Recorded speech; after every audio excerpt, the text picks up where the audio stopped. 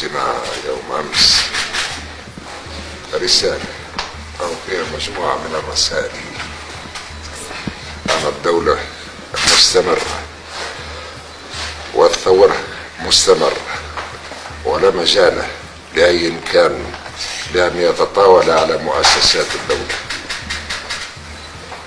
وكانت رسالة فيها الكثير من أبعاد حتى يعلم الكثيرون أننا نعيش في ظل دستور جديد.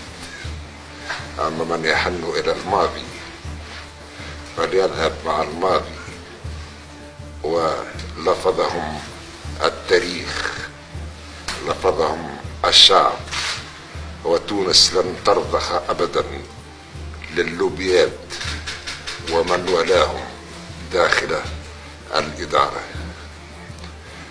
الثورة مستمرة ونحن على حق، لأننا نعبر عن إرادة صاحب السيادة، عن إرادة الشعب التونسي، ولا مجال لأي كان أن يتطاول على إرادة الشعب التونسي.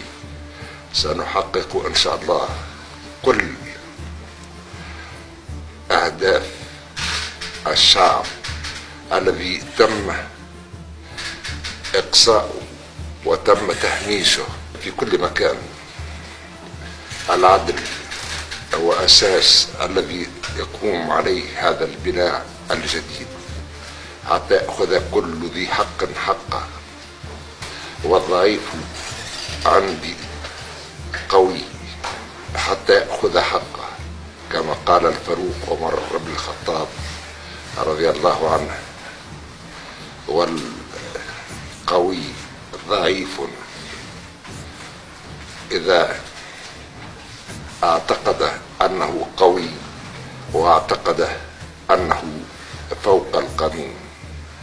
ومن يتحركون تحت جنح الظلام أو يعتقدون أنهم فوق القانون فليعلموا أن تونس تقوم على القانون الذي يعبر عن إرادة الشعب. أما الذين يعتقدون أنهم يمكن أن يتجاوزوا القوانين فليعلموا أن مهما كان موقعه سيحاسب وفق القانون، لأن هذا التطاول وهذا التصور أن الدولة ضعيفة. الدولة قوية بمؤسساتها، قوية بمؤسساتها المعبرة عن إرادة الشعب. وكنا يوم أمس تحدثنا في عديد المواضيع، وسنواصل إن شاء الله هذه المسيرة حتى تبقى تونس دائما حرة منيعة أبد الدهر.